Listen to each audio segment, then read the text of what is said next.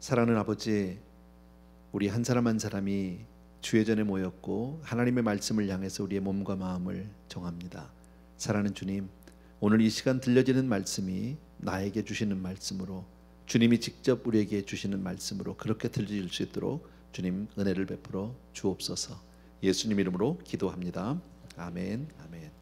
우리 오늘 하나님 말씀요, 히브리서 11장 27절과 28절 두 절인데 같이 먼저 읽습니다. 한 목소리로 같이 읽겠습니다. 시작.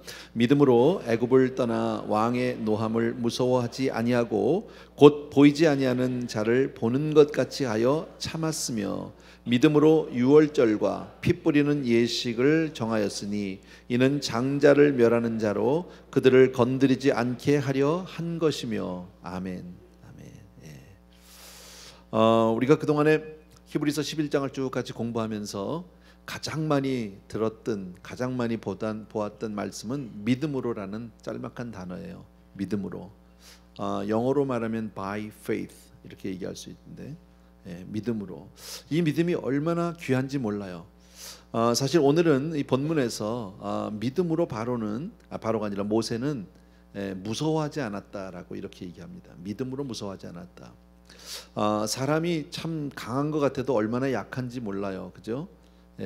너무나 쉽게 염려, 근심, 걱정, 두려움 쌓이는지 모른다라는 거예요. 어떤 게 심지어는 강하게 보이는 사람도 사실은 속으로는 참 불안해할 때가 많아요. 일반적으로 우리를 늘 불안하게 하는 것들은 대개 보면 죽음에 대한 어떤 공포 있죠. 또 질병, 우리 성도님들 중에도 아픈 분들이 참 여러분이 계시는데 그런 질병, 또 위험과 폭력, 우리 자녀들을 학교에 보내도 마음이 그렇게 편치만은 않아요. 학교가 꼭 안전하다고 볼 수 없는 거 우리 너무 잘 알고, 또 가난, 알지 못하는 미래에 대한 불안함이라든지 등등 많이 있어요. 그런데 오늘 본문은 뭐라고요? 이 모든 것들을 이기는 방법은 돈을 많이 버는 것도 아니고 세상에서 힘을 많이 얻는 것도 아니고 사람을 의지하는 것도 아니라 바로 믿음이다라고 얘기합니다. 성경은 여러 군데서 그 말씀을 하죠. 이번에도 우리 여름 성경학기 하면서 아이들에게 그 암송 구절로 같이 외웠는데, 요한복음 14장 1절 참 저도 사랑하는 말씀이에요. 너희는 마음에 근심하지 말라, 하나님을 믿으니 또 나를 믿으라 라고 말합니다. 마음의 근심 걱정은 믿음으로 해결할 수 있다라는, 하나님 믿고 나를 믿는 예수 믿음으로 가능하다라는 거예요. 오늘 본문을 통해서 이렇게 얘기하면 믿음으로 애굽을 떠나 이렇게 얘기합니다. 모세는 믿음으로 애굽을 떠났다고 얘기합니다. 이것은 지금 첫 번째 모세가 40살에 떠난 걸 얘기하는 게 아니라 출애굽하는 80살의 모세를 얘기하고 있는 겁니다. 애굽을 떠날 때 어떻게 떠났다고요? 믿음으로. 또 조금 더 나가서는 왕의 노함을 무서워하지 않았대요. 사실 특히나 고대 사회 때, 지금도 그렇겠지만 이런 권력자, 정말 절대 권력자들의 한마디는 우리를 죽게도 하고 살게도 할 수 있는 거 아닙니까? 그런데 그 말 한마디를 무서워하지 않았다. 그 이유는 뭐예요? 모세가 원래 강한 사람이라서? 아니에요, 여러분. 모세가 원래부터 담대하고 아주 기가 센 사람이라? 그렇지 않아요, 여러분. 왜냐하면 우리가 뭘 알 수 있냐면 나이 40의 모세가 애굽 병사를, 군사를 쳐 죽였다라고 성경에도 있죠. 그 사건을 우리 아는데, 그때 모세는 무서워서 도망갔어요. 광야로. 두려워서 도망가 버렸어요. 그리고부터 광야 생활을 했죠. 근데 나이 80에 다 늙은 노구에 이끌고 와서 이제 나갈 때는 두렵지 않았다. 조금도 무섭지 않았다. 왜? 믿음이 있었기 때문이다라고 성경은 오늘 믿음에 대해서 그런 예를 주고 있다라는 겁니다. 여러분, 사람은 다 똑같아요. 우리 성경에 보면 엘리야는 우리와 성정이 같다고 그랬어요. 같다. 똑같은 사람이다. 대단해 보여도 성경에 나오는 많은 믿음의 사람들 보면 다 무서워했던 사람들이에요. 안 떨은 사람이 없더라고 보니까요. 예를 들면 우리 아브라함을 생각해 볼 수 있어요. 여러분, 아브라함이 자기 아내를 누이라고, 누이 동생이라고 이렇게 거짓말을 한 적이 있었어요. 우리는 그 귀절을 보게 되면 참 아브라함에 대해서 굉장히 우리는 조롱, 멸시, 이런 남자가 다 있어 이렇게 얘기합니다. 저도 그렇게 설교를 여러 번 했는데, 근데 입장을 바꿔서 한번 생각을 해보니까 정말 자기 아내를 누이라고 하면서까지 살아야 되는 그 두려움에 쌓인 아브라함은 얼마나 무서웠으면 그랬을까. 아브라함의 입장을 한번 생각해 보면 얼마나 무서우면 그렇게까지 정말 모든 자존심을 버리고 그렇게 처절하게 그렇게 거짓말을 해야 했을까. 무서워했다는 거죠. 근데 아버지만 그런 게 아니라 이삭도 그랬어요. 똑같이요. 야곱은 어떻습니까? 야곱도 마찬가지. 그 형 에서가 무서워서 도망가죠, 집에서. 그래가지고 20년 동안 타향살이, 얼마나 고생을 많이 했는지 몰라요. 우리가 잘 아는 하나님의 사람, 정말 강력한 하나님의 사람 엘리야를 알아요. 그죠?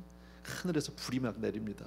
바알 선지를 그냥 450명을 다 한 칼에 죽일 정도로 대단한데, 이세벨의 한마디, 왕비 이세벨의 한마디에 그는 바로 도망갑니다, 광야로. 그래서 로뎀나무 밑에 가가지고 하나님 앞에 이제 투정을 하는데 차라리 날 데려가라고 그러는 모습도 우리는 볼 수 있고요. 예수님과 함께했던 제자들은요, 예수님과 함께 배를 타고 가다가 풍랑이 일었습니다. 막 그 풍랑을 이겨보려고도 안 되니까 뱃전에서 주무시고 있던 예수님을 가서 깨우면서 하는 얘기 기억하시죠?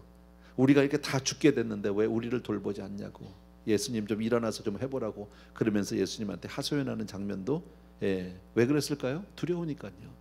예수님이 제자 가운데 제일 정말 수제자라고 얘기하는 베드로는요, 예수님 모른다고 3번 부인한 배경은 뭐예요? 무서우니까 그랬죠. 살아보겠다고 그런 거 아니에요? 사람은 다 똑같아요. 그런데 이런 두려움을 이길 수 있는 방법은 뭐냐? 믿음이라고 얘기합니다. 믿음. 제가 어제 은혜교회를 가니까 저는 은혜교회를 제가 한 5, 6년 전에 다녔던 교회잖아요.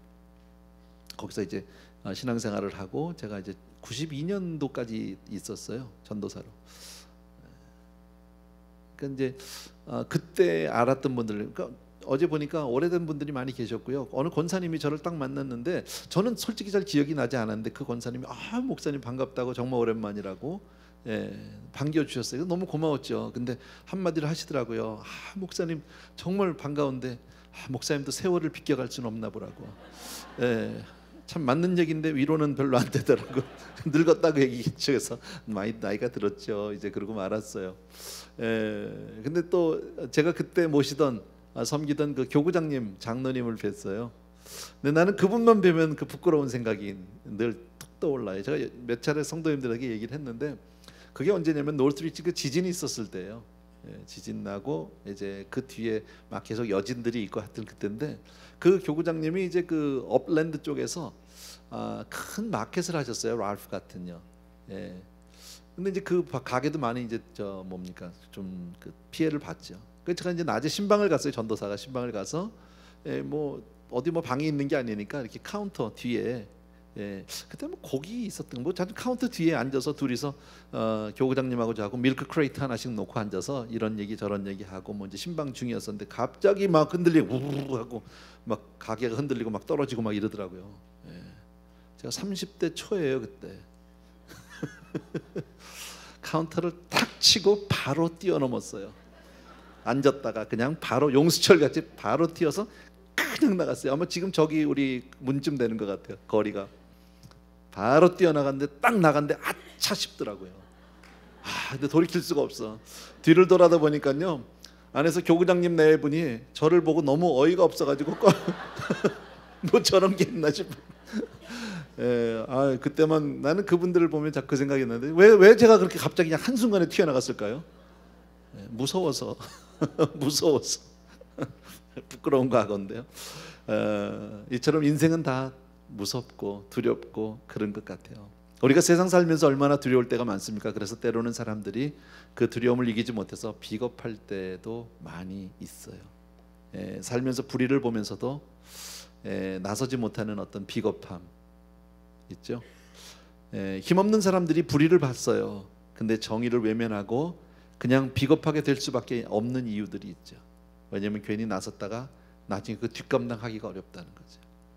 뭐 흔히 뭐 지하철 같은 데 안에서 뭐 한 자매가 뭐 조롱을 당한다든지 희롱을 당할 때 옆에 있는 주변에 있는 모든 사람들이 그거를 외면하는, 뻔히 보고 있으면서도 외면하는 그런 정말 그런 연약함도 우리에게 있다. 또 신문 같은 거 보면 한국에서 그런 요새가 아니라 꽤 됐는데 뭐 그런 일들 많잖아요. 뭐 재판에 서는 사람들, 법정에 서는 사람들 되게 보면 뭐 기억이 나지 않는다, 잘 모르겠다, 생각이 나지 않는다, 뭐 이런 말들 참 얼마나 비겁한 거예요. 성경에 보면 빌라도도 참 비겁한 사람 중에 하나죠. 예수님을 재판할 때 손을 씻으면서 나하고 상관이 없다고 너희가 당하라고. 뻔히 알아요. 예수님에게 죄가 없음을 알지만 그는 그 군중들, 그 많은 백성들을 두려워서 그렇게 비겁한 행동을 한 것도 성경에 기록되어 있는 거 잘 알고요. 제가 좋아하는 그 시인이 한 분 계세요. 뭐 저만 그냥 사모하는 거죠. 정호승 시인이라고. 우리 교회 그때 한 번 오셨었어요. 저는 마치 그분을 만날 때 연예인 만나는 기분으로 만났는데, 저를 찾아오신 건 아니고요. 우리 교회 그 정호승 시인의 형님, 집사님이 계세요. 몰랐어요, 동생인지. 근데 와서 알았고 책도 하나 이렇게 사인해 주셔서 제가 가지고 있는데, 그분의 글을 전 좋아합니다. 근데 그분이 쓴 글 중에서 이런 글이 하나 있어요. 배는 항구에 있으면 안전하지만 그것이 배를 만든 이유는 아니다. 그죠? 배는 항구에 있으면 안전을 하겠죠. 근데 그게 이유는 아니죠. 아무것도 안 하는 복지부동, 뭐 이런 것들. 어쨌든 인생은 이렇게 두려워요. 모든 사람은 다 두려워합니다. 두렵지 않은 사람이 없습니다. 그런데 오늘 성경은 뭐라고요? 본문은 모세는 두려워하지 않았대요. 왜? 믿음으로라고. 따옴표 딱 해서 믿음으로 집어넣어야 되죠. 하나님을 믿었기 때문에. 모세는 애굽에서 2번을 나가게 되죠. 나이 40살에 한 번, 80살에 한 번인데, 쉽게 말하면요, 나이 40살에는 애굽 병사를 때려 죽이고, 그리고 나갈 때는 무서워서 도망갔어요. 그러나 나이 80에 정말 아무 힘이 없는 늙은 몸으로 돌아와서 다시 애굽에서 출애굽을 할 때, 백성들과 나갈 때는 성경은 말씀하기를 조금도 두려워하지 않았다. 뭐가 달라졌을까요? 믿음이 생겼다. 믿음으로. 여러분, 그러면 그렇게 믿음으로 결단하고 믿음으로 행동할 때는 우리의 삶 가운데 모든 두려움이라든지 모든 환난과 걱정, 근심, 어떤 난관들이 다 사라질까요? 그렇지 않아요. 오히려 믿음으로 결단하고 걸음을 내디딜 때 더 어려운 일들이, 방해가 더 많을 경우가 많다라는 겁니다. 고통스러운 환경들이 생길 때가 훨씬 많습니다. 여러분, 그것을 성경이 얘기하고 있는데, 여러분 잘 아는 내용이기 때문에 그냥 설명해 드릴게요. 하나님의 말씀을 듣고 모세가 바로에게 가죠. 그리고 가서 이야기하죠. 하나님이 말씀하시기를 내 백성을 가게 하라. 내 백성을 가게 하라, 이렇게 얘기합니다. 그런데 바로가 그 말을 듣습니까? 택도 없다 그러는 거죠. 그리고 자기 부하들에게 명령을 새로 내리죠. 앞으로 저 히브리 노예들에게 벽돌을 만들 때 짚을 주지 마라. 이제는 자기들이 직접 짚도 모아가지고 주워와서 그러고 벽돌을 만들게 하되 숫자는 줄면 안 된다. 더 어려워졌어요. 근데 거기서 모세가 움츠러들지 않았어요.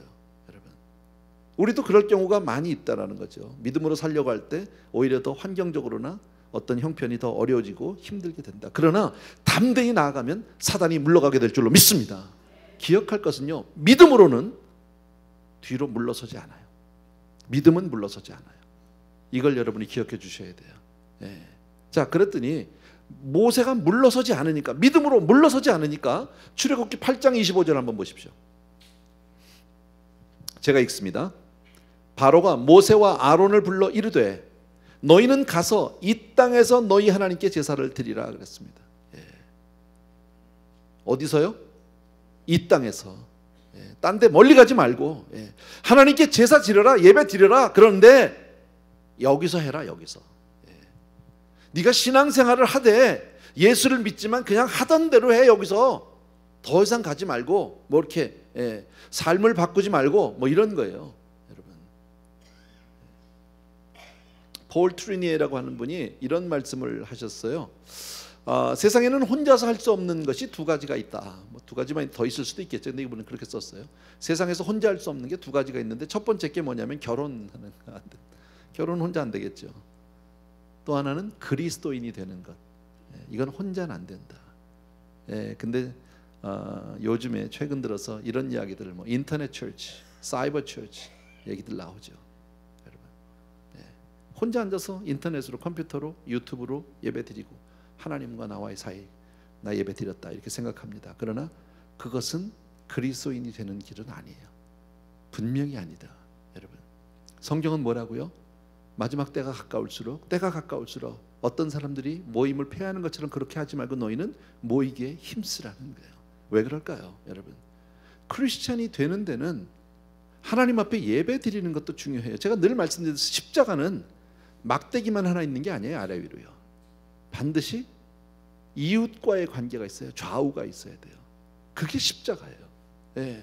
그래서 섬김과 봉사가 없으면 크리스찬이 아니에요. 희생이 따르지 않으면 신앙이 아니에요. 여러분, 우리가 교회에 무슨 일하러 모인 거 아니잖아요. 봉사하기 위해서 모인 거 아니고 밥 먹으려고 모인 거 아니고 아니할 말로 아이들 교육하려고 우리가 모인 게 아니에요. 여러분, 우리는 예배 드리기 위해서 모인 거고 믿음 때문에 나온 거예요. 그런데 그 믿음을 위해서는 사람과 사람 사이에 뭐가 있어야 돼요? 섬김과 봉사가 있어야 된다는 거죠. 그렇기 때문에 사이버 철치라든지 인터넷 철치 같은 것은 사실은 신앙이 될 수 없어요. 교회가 아니에요. 근데 그것만 그러냐? 안타깝게도 교회 나오는 성도님들 가운데 예배만 조용히 드리고 그냥 가는 분들이 있어요. 아무것도 상관하지 않아요. 어디 부서에도 속해 있지 않아요. 예, 아무런 봉사도 하지 않아요. 여러분, 교회가 일 시키는 데가 아니라니까요. 저도 관심 없어요, 거기에는요. 그러나 신앙은 반드시 섬김과 나눔을 통하지 않으면 신앙이 자라지 않아요. 신앙이 생기지 않아요. 이걸 여러분이 분명히 아셔야 해요. 예. 지금 제일 먼저 사단이 우리에게 타협하는 게 뭡니까? 우리에게 유혹하는 게 뭡니까? 예수 믿는데 그냥 지금 하던 대로 이것만 해. 뭘 그렇게 더 해? 예. 그냥 너 혼자 예수 잘 믿으면 돼. 사람들하고 자꾸 섞이고 이러다 보면 힘들어져. 괜히 쓸데없는 일에 너하고 상관없는 사람들하고 그렇게 너희들이 그렇게 엮일 필요 없는 거야. 하나님 앞에 너 혼자 잘 쓰면 돼. 이렇게 속인다는 거예요, 여러분. 근데 아까도 말씀드린 대로 모세는 그 타협안을 받아들이지 않아요. 예. 여기서 드리라고 얘기하는데 안 들어요. 그랬더니 바로가 또 불러요. 예. 출애굽기 8장 28절이에요. 제가 또 읽을게요. 바로가 이르되 내가 너희를 보내리니, 아까는 가지 말라고 하더니 이제 보낸대요. 예, 보내주겠대요. 너희가 너희 하나님 여호와께 광야에서 제사를 드릴 것이나, 뭐라고요? 어디 가지 말라고? 너무 멀리는 가지 말래. 요게 사단의 전략이에요. 가기는 가지만 멀리는 가지 마, 이 얘기예요. 여러분 오늘날도 똑같은 유혹이 우리에게 있어요. 예수를 믿기는 믿는데 적당히 믿으라는 거예요. 너무 그렇게 빠지지 말라는 거예요. 주일 예배 한번 가면 되지. 뭘 그렇게 수요예배를 가고 새벽 예배를 가고 성경 공부를 하고 뭘 그렇게 유난스럽게 꼭 그렇게 믿어도 광신적으로 믿어야 되냐? 예, 그건 아니다. 교회에 너무 깊이 빠지면 안 된다. 예, 그렇게 살다 너만 세상에서 바보 된다. 너만 소외된다. 이런 이야기들을 쉽게 들어요. 여러분, 교회에 빠지지 말라고요? 제가 누누이 말씀드리는데요, 신앙은 빠져야 돼요. 안 빠지면 신앙이 아니에요, 여러분. 왜 그러냐면 신앙은 하나님이 세상을 이처럼 사랑하사 하나님이 나를 사랑하신다 믿어요, 우리. 그죠? 나도 주님 사랑해. 믿으시면 아멘. 그죠? 사랑과 사랑의 관계예요. 하나님과 나와의 관계는요. 사랑은요, 빠지는 게 사랑이야. 사랑하는데 여러분, 남녀간에 만나 사랑하면서 따질 거 다 따지고 재일 거 다 재고 무슨 사랑이 됩니까? 계약이지, 거래지. 그거는요, 그건 사랑이라고 얘기하지 않아요. 사랑은 계산이 될 수 없는 거예요. 그냥 빠지는 거예요. 왜 좋으냐? 몰라. 그냥 난 죽을 정도로 좋아. 예, 죽어도 좋아. 이게 사랑 아니에요? 근데 예수를 믿는데 빠지지 말라고? 그건 말이 안 되는 얘기예요, 여러분. 신앙은 그래야 되니까. 안 빠진 분들은 빠져야 된다니까, 지금이라도. 예? 그렇게 많이 쳐다보지 말고 빠지세요. 이게 사단의 전략이에요. 뿌리 깊은 신앙을 사단은 원하지 않아요. 그냥 교회만 나가라고 그래요. 아까 얘기했죠? 믿음은 물러서지 않아요. 그죠? 믿음으로 담대히 나가요. 두려워하지 않아요. 물러서지 않고 나가는데, 출애굽기 10장 8절 이하를 같이 보겠습니다. 또 제가 읽을게요. 모세와 아론을 바로에게로 다시 데려오는, 바로가 그들에게 이르되 가서 너희의 하나님 여호와를 섬기라. 이제는 가라고도 하고 섬기라고도 해요. 갈 자가 누구누구냐 물어봤어요. 모세가 이르되 우리가 여호와 앞에 절기를 지킬 것인즉 우리가 남녀노소와 양과 소를 데리고 가겠나이다. 바로가 그들에게 이르되 내가 너희와 너희의 어린이들을 보내면 너희 여호와가 너희와 함께함과 같으니라. 보라, 그것이 너희에게는 나쁜 것이라. 그렇게 하지 말고 너희 장정만 가서, 누구만 가서? 너희만 가. 너희만 여호와를 섬기라. 이것이 너희가 구하는 바니라. 뭐 이렇게 쭉 나옵니다. 너희만 가라. 이제는 가라고도 하고 마음대로 가라고도 합니다. 그런데 너만 가래요. 너만. 이게 사단의 전략 중에 또 하나예요. 21세기에 너 예수 믿고 싶으면 믿고 교회 가서 열심히 가. 그러나 자녀들에게 그렇게 신앙을 강요하는 건 안 되는 거야. 그거는 현대인답지 못해. 인격자답지 못해. 자녀들로 하여금 스스로 결정하고 스스로 믿을 수 있도록 그렇게 해줘야지. 왜 자녀들의 신앙에 부모가 좌지우지하고 이래라 저래라 하느냐? 그것은 옳지 않다. 너만 믿어라. 이렇게 얘기합니다. 여러분, 그럴까요? 그렇지 않아요. 여러분, 교육 문제에 있어서는, 교육이 아니라 신앙 문제에 있어서는 정말 때려서라도 예수 믿게 해야죠. 생명인데요. 생명인데 애가 교회 가고 싶다 그러면 가고 말고 싶다 말고. 대학교 가니까 애들 교회 안 가는 애들 너무 많은 거 우리 너무 잘 알죠. 교회까지 고등학교까지 교회 나오다 대학 가면서 다 떠나는 애들 얼마나 많은지 몰라요. 그런데 거기에 대해서 지가 알아서 하겠지. 그래요? 지가 뭘 알아서 합니까? 여러분, 그 나이 되면 때릴 수는 없지만요, 그러면 안 오는 아이를 위해서 정말 목숨 걸고 기도해야지. 밤낮으로 금식하며 매달려 기도해야지. 자식의 생명이 걸린 문제인데. 여러분, 내 자식이 지금 병원에서 죽어가고 있다고 한번 생각을 해봅시다. 내 자식이 사고당해서 길거리에서 지금 쓰러져 죽고 있는데 지가 일어나겠지 뭐 때가 되면. 그럴 부모가 있을까요? 아니요. 맨발로 뛰어가죠. 어디 있든지 달려가서 살려내죠. 끌어안고 병원을 뛰든지 사람을 고래고래 소리 지르든지 별짓을 다 해서 살리려고 할 텐데 정작 아이들이 영적으로 죽어가는데 아무 관심이 없는 부모들이 얼마나 많은지 몰라요. 또 어떤 경우에는요, 해외 선교에 대해서 좀 부정적으로 말씀드리는 분들이 간혹 있어요. 말씀하는 분들이요. 아직도 우리 주변에 우리나라에도 안 믿는 사람이 얼마나 많은데 뭐 시간을 들이고 뭐 유난을 떨어서 뭐 단기 선교를 간다고 가서 한 주일 두 주일 있다 온다고 뭐 얼마나 달라지냐고. 가서 돈 쓰고 시간 쓰고 가서 그렇게 댕긴다고 이래요. 여러분, 뭐 말하는 건 자기 자유니까 내가 얘기할 필요는 없겠지만 혹시 그런 분이 있다면 한번 생각해 보셔야 되는 게 뭐냐면, 좋아요, 그러면 그렇게 말하는 당신은 적어도 자기 주변에, 내 주변에 있는 믿지 않는 사람들을 위해서 나는 뭘 하고 있는지 한번 물어보셔야 해요. 나는 뭐 하고 있습니까? 시간 쓰고 물질 쓴다고요? 그러면 당신은 그 돈을 당신의 물질을 위해서 안 믿는 사람에서 뭘 하고 있습니까? 내 주변에 있는 사람에게 아무것도 하지도 않으면서 그냥 막연히 부정적인 의견만 내는 경우들도 있다라는 거예요. 단기 선교를 하는 여러 가지 이유가 있지만 가장 기본적인 이유 한 가지를 제가 말씀을 드릴까요? 왜 갈까요? 어찌 보면 그래요. 뭐 아이고 가서 뭐 한두 주일 갔다 온다고 뭐가 크게 변화가 있을 것 같지 않아요. 근데 왜 갈까요? 한 가지 이유 때문에 갑니다. 우선은요, 가장 큰 거는요, 여러분, 우리 분명히 믿기로 주의 이름을 부르는 자는 구원을 얻는다고 성경은 말씀합니다. 전파하는 이가 없이 어찌 들으리요? 듣지 못한 이를 어찌 믿으리요라고 성경 얘기합니다. 그런데 안타깝게도 지구상의 많은 곳곳에 있는 사람들 가운데는 태어나면서 죽을 때까지 평생 한 번도 예수가 누군지 들어보지도 못하고 죽는 사람들이 얼마나 많은지 모릅니다. 가장 기본적인 이유는 그 한 가지입니다. 예수가 있다, 예수가 구주다, 구세주다, 그거 한 가지 때문에 가는 거예요. 어쨌든 우리 속지 않아야 되는 것은 바로 뭐냐면, 바로는 이스라엘에게 뭐라고 얘기합니까? 여기서만 드리고 너만 해라고 얘기합니다. 가되 멀리 가지 말고 애 다 놔두고 너만 믿어, 너만. 다른 사람에게 뭐라고 얘기하지 말고 이렇게 얘기하는 거예요. 이거 다 사단의 전략이다라는 거예요. 출애굽기 10장에 보면 또 있어요. 포기 안 합니다. 10장 24절 제가 읽겠습니다. 바로가 모세를 불러서 이르되 너희는 가서, 또 가라고 그러죠. 여호와를 섬기되 너희의 양과 소는 머물러 두고 너희 어린 것들은 너희와 함께 갈지. 아까는 애들 못 가게 했거든요. 그전에는 장정만 가라고 그랬어요. 어린애들, 애들은 다 데리고 가지 말라고 그랬는데 이번에는 어린 것들도 함께 가. 다 가도 돼. 근데 뭐만 하지 마? 헌금만 하지 마. 그 얘기예요. 소유물은 절대 안 된다. 물질만큼은 안 된다라는 겁니다. 우리가 정말 하나님 앞에 신실하게 신앙생활을 하려고 할 때 사단이 끝까지 붙들고 느려지는 것은 물질이에요. 왜? 물질에 그만큼 우리가 민감하고 약하기 때문에 그래요. 여러분, 돈은 거의 요즘에 신이에요.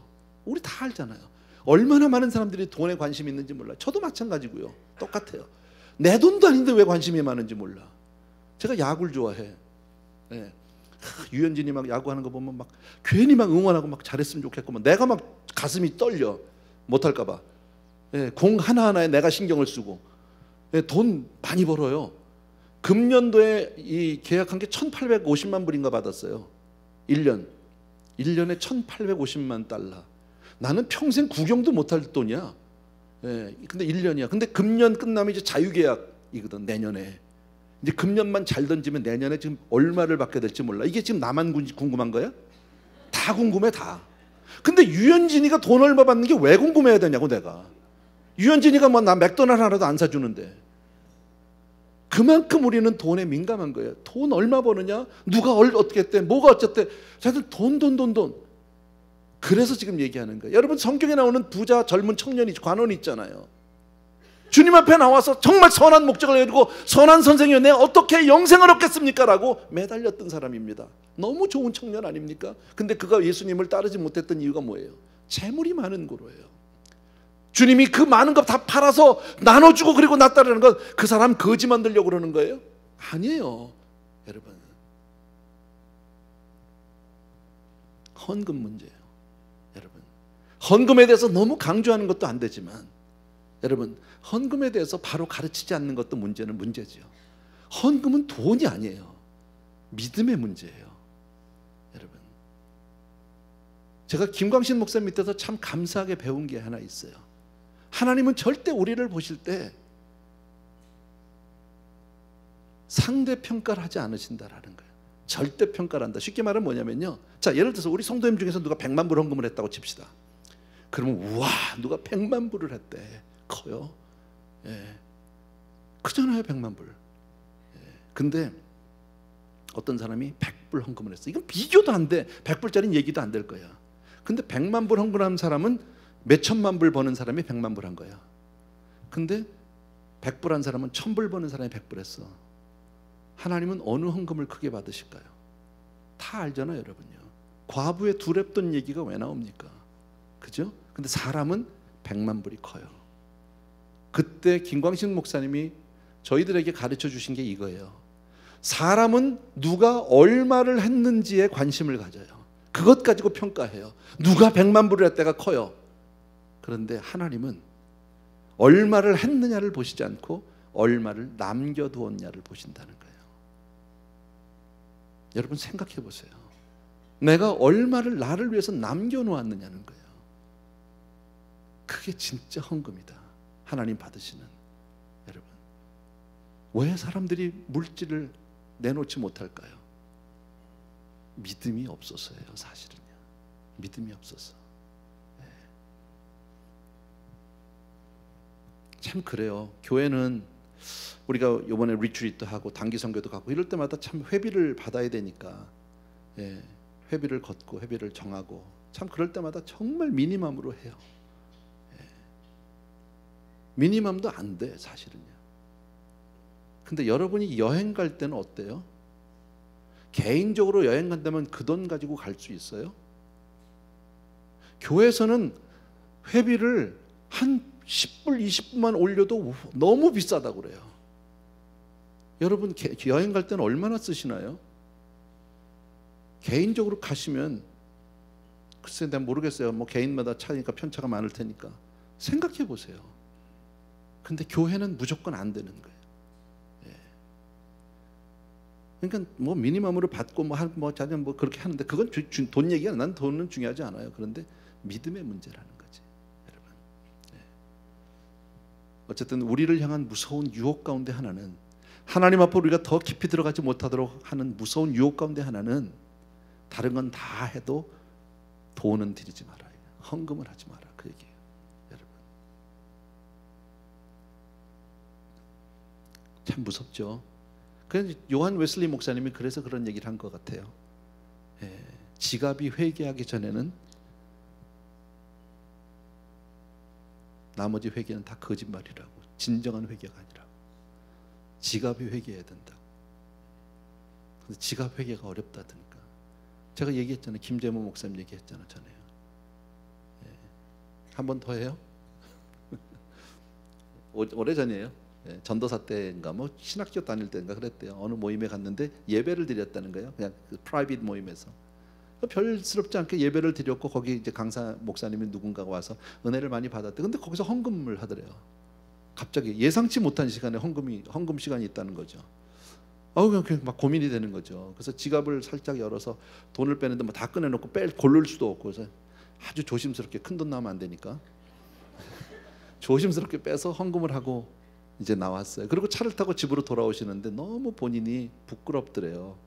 내가 하나님 앞에 정말 헌신하고 주를 위해 살겠다고 신학교를 다하는 신학생이 돈 몇 푼 때문에 이렇게 내가 하나님 앞에 정말 치사한 사람이 되는 게 너무 싫었대요. 그래가지고 차 타고 오면서 마음에 결단하셨대잖아요. 앞으로 혹시 이런 일, 예상치 못한 이런 헌금할 때가 있으면 지갑에 있는 걸 내가 다 드려야 되겠다. 얼마나 아름다운 결단이에요. 근데 문제는 뭐냐면 그 다음에 지갑 안에 5불 이상을 넣지를 않더래요. 그게 사람이에요. 여러분, 하나님이 나에게 은혜 주신 게 확실하면 드리는 게 뭐가 아깝겠어요. 근데 저도 참 할 말은 없는 사람인데 어머님 생전에 잘은 못해도 뭐 가끔 용돈을 좀 드릴 때가 있어요.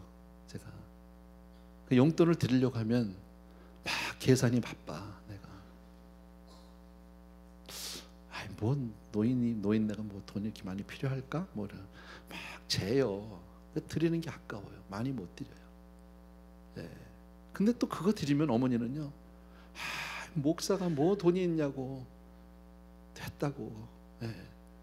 그리고 또 그 다음번에 가면요, 절 불러서 지갑을 좀 가져오래. 당신 지갑을. 그 백을 갖다 드리면 열어. 그러더니 너 가지라고. 네, 내가 드린 것보다 더 주겠다고 그럴 때가 많이, 뭐 받지는 않았어요. 그냥 쓰시라고. 괜찮다고. 난 괜찮다고. 네. 근데 손자들 위해서 뭐 살 때는 계산이 안 돼. 점점 더 좋은 거. 그래서 내가 그때 아는 게 그거예요. 위로하는 건 참 짜. 근데 위로하는 건 드리면 생색이 나. 근데 애들은 암만 비싼 거 사줘도 고맙다는 얘기를 안 해. 헌금도 그런 것 같아. 우리가 하나님 앞에 드리는 거 하나님 얼마나 기뻐하실까. 하나님은 우리의 헌금이 필요하신 분이 아니잖아요. 천지만물을 지으신 분이에요. 만물의 주인 왕이세요. 만유의 주가 되시는 분이 뭐가 필요하겠어요. 근데 우리가 주님을 생각하고 이렇게 드릴 때, 저는 예배 드릴 때도 그런 생각해요. 우리가 이렇게 성도님들 나와서 예배를 드리고 하나님 얼마나 기뻐할까. 와서 졸기만 해도, 와 있다는 것만 해도 너무 좋아하실 것 같아요. 그냥 왔다는 거 하나로만 해도 하나님. 네. 여러분, 위로하는 건 이렇게 정말 귀한 건 줄로 믿습니다. 네. 어쨌든 사탄은 우리가 하나님께로 나가려고 할 때, 오늘 말씀을 통해서 보면 애굽을 나가려고 할 때 어떻게든 발목을 잡으려고 애를 씁니다. 예, 우리를 무섭게도 하고 공포를 주기도 하고 두려움을 주기도 하고 뭐 하는데, 하여튼 믿음으로 외에는 다른 길이 없다라는 거예요. 여러분, 돈 많이 벌면 세상이 편할까요? 두려움이 없어질까요? 높아지면 두려움이 없어질까요? 그렇지 않아요. 여러분, 예, 불안한 거예요. 믿음이 아니면 안 된다라는 거예요. 오늘 성경은 그것을 얘기하는 아주 쉬운 얘기예요. 모세가 왕의 노함을 두려워하지 않고 애굽을 떠날 때 조금도 두려워하지 않을 수 있었던 이유는 보이지 않는 하나님을 보는 믿음이 있었기 때문이다라는 거예요. 아멘. 우리가 이 세상을 살면서 두려움으로부터 자유하려면 보이지 않는 하나님을 믿음으로 바라보는 거예요. 세상을 살면서는 두 가지 종류의 삶이 있다고 볼 수 있어요. 하나님을 보는 삶이 있고요, 사람을 보는 삶이 있어요. 여러분, 하나님만 바라보고 나가면, 믿음으로 나가면 두려움이 사라질 수 있어요. 사람 보면 못 살아요. 두려워서요. 그러니까 그 연예인들이 그렇게 힘든 거예요. 그 많은 그 군중들이 박수 한 번에 살았다 죽었다 하는 거예요.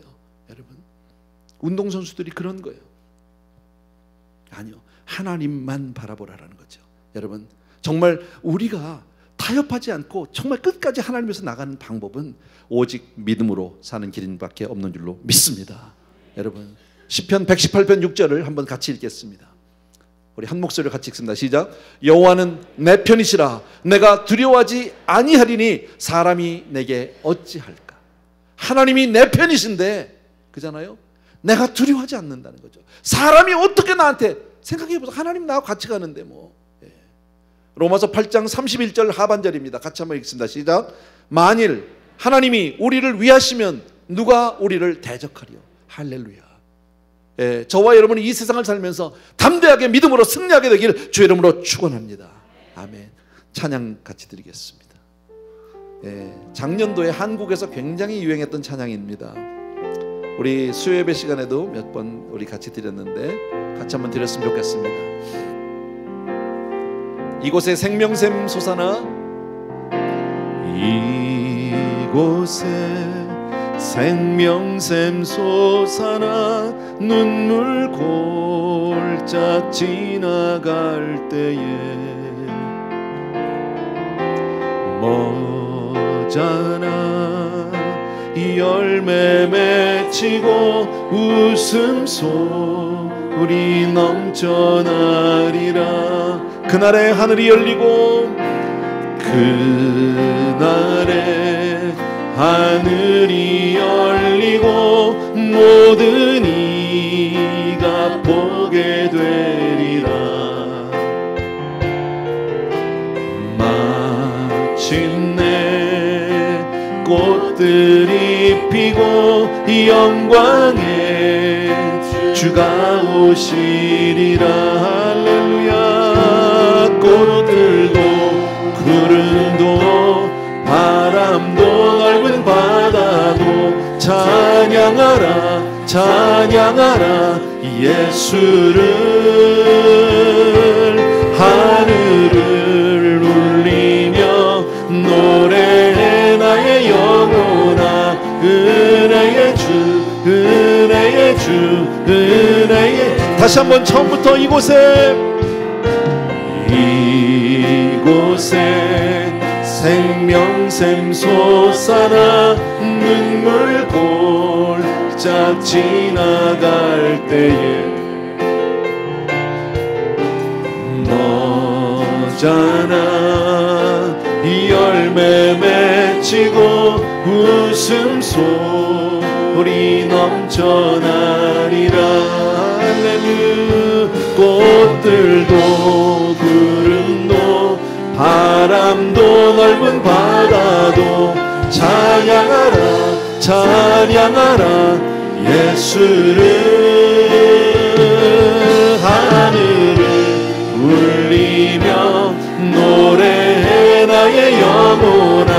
은혜의 주 은혜의 주 은혜의 주. 그날에 하늘이 열리고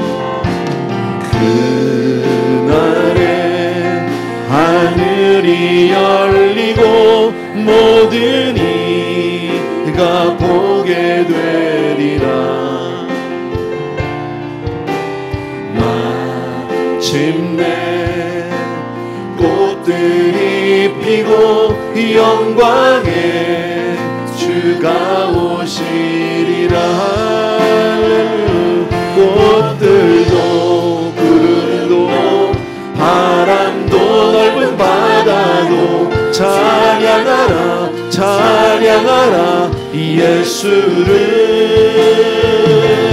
하늘을 울리며 노래해 나의 영혼아. 은혜의 주 은혜의 주 은혜의 주. 같이 한번 우리 기도하기를 원합니다. 오늘 메시지는 아주 간단하고 쉽습니다. 오직 믿음으로 이 험하고 두려운 세상, 우리를 무섭게 하고 우리로 하여금 신앙으로 온전히 살지 못하게 우리의 발목을 붙잡는 이 모든 악한 세력을 이길 수 있는 길은 믿음으로입니다. 나와 함께 하시는 주님, 나를 붙들어 주신 주님, 나를 도와주신 주님, 놀라지 말라 두려워 말라 내가 너를 도와주리라. 참으로 나의 의로운 오른손으로 너를 붙들어 주리라 약속하신 그 하나님을 믿고 나가는 믿음밖에 없습니다. 너희는 마음에 근심하지 말라. 하나님을 믿으니 또 나를 믿으라. 이 시간 우리 하나님 앞에 주여 내가 온전히 믿음으로 살길 원합니다. 그래서 이 세상을 살아가면서 정말 나뿐 아니라 우리 자녀들을 위해서도 그렇게 기도하고 우리 가정이 온전히 믿음으로 서게 하여 주옵소서. 다시 한번 우리 기도하는 시간 같습니다. 기도하겠습니다. 할렐루야. 사랑하는 아버지, 귀한 성도님들과 더불어서 시간 간절히 간구하고 믿음으로 섭니다. 참으로 고마우신 내 아버지 하나님, 귀한 성도님들이 오늘도 은혜 위에 은혜로 말씀을 알처럼 함께해 주시면 진심으로 감사를 드립니다. 오 할렐루야 바커라바리바리. 나의 사랑하는 내 아버지 하나님, 주여 정말 우리 사랑하는 성도님들 오직 믿음으로 아버지 하나님 주여 무서워하지 않는, 믿음으로 아버지 하나님 두려워하지 않는, 믿음으로 승리하는 우리 성도님들 우리 자녀들 다 될 수 있도록 주여 축복하여 주시기를 간절히 소원합니다. 아버지 나의 사랑해 주님 능력의 내 아버지 하나님, 사랑하는 성도님들 축복하여 주시옵소서. 기름을 은혜를 주시옵소서. 할렐루야. 아버지 오늘도 믿음으로 사는 우리 성도님들 위해 은혜 위원을 함께하여 주시옵소서. 아멘. 조용히 자리에서 일어나셔서 우리 다시 한번 찬양합시다. 이곳에 생명샘,